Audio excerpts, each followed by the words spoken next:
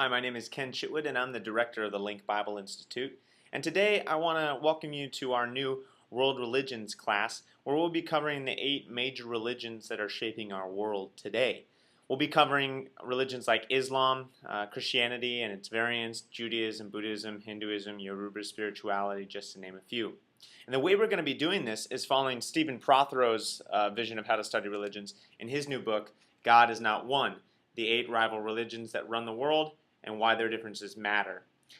In this book, he outlines some ways to study religions. The first point he makes is that religions are not all the same. In fact, they don't even have the same problem. And so the first thing he looks at is the problem that each religion tries to face. So in Islam, it might be self-sufficiency. In Christianity, it's sin. And in other religions, maybe like Judaism, it's exile. And then, moving beyond the problem, each religion then tries to offer its own unique solution to its own unique problem. For Islam, again, the problem is self-sufficiency and the solution is submission. For Christianity, the problem is sin, the solution is salvation, and so on and so forth. Then there is a technique.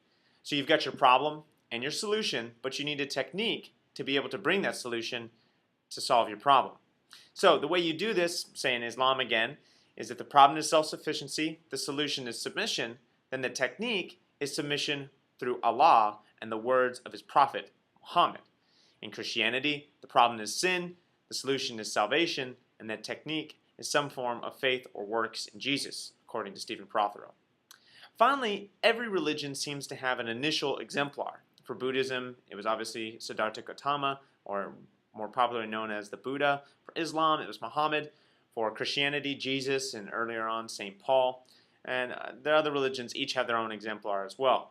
So these 4 basic areas are how we define what religions are in our class that we're going to be studying here. We have a problem, and we have a solution, and then we have a technique, and then we have an exemplar.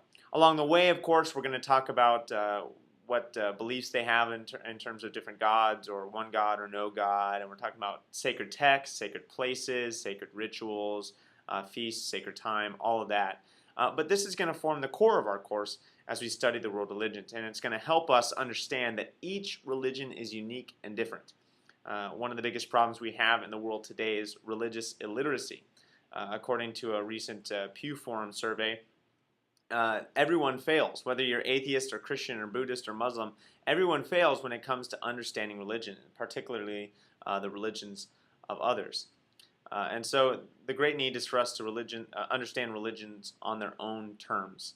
Not according to our terms, not according to our apologetic or polemic understanding of those religions, but instead understanding the religions as they would say they understand themselves. So from a practitioner's point of view.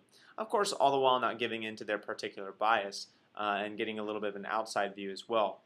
This will be particularly helpful when we study Christianity because all of our students in this class will most likely be coming from a Christian background. And knowing this, not only will we study the religions in order to understand them, but we'll also hope to, at the end, apply our understanding of the religions to a dialogue so that we can discuss the religions with other adherents, and then also so that we can witness, but not first. We don't want to witness first. We want to seek to understand first. We want to listen to learn, and then we want to be able to dialogue and discuss before we're able to witness. And I think going in that order will be beneficial. So again, to review, the World Religions course for the Link Bible Institute starts tonight, April 12th, from 7 to 9 p.m. at San Pedro Lutheran Church in downtown Houston. You're more than welcome to join us if you'd like to. And we'll be continuing until June 14th. It's going to be a 10-week study. It's going to include an introduction to religious study, which will be this evening. Then we'll have the 8 major religions, and then we'll have a concluding course on dialogue and witness. We'll hear a little bit about what students have to say about some of the religions that they studied, the texts that they read, the religious experiences that they had. And we'll also get to hear from practitioners or people who are used to witnessing to particular religions. We're going to have a couple guest speakers and some hands-on experience as well with other religions. So it should be a very beneficial course focusing in on Stephen Prothero's text, God is Not One, and his technique of studying the world religions according to problem, solution, technique, and exemplar.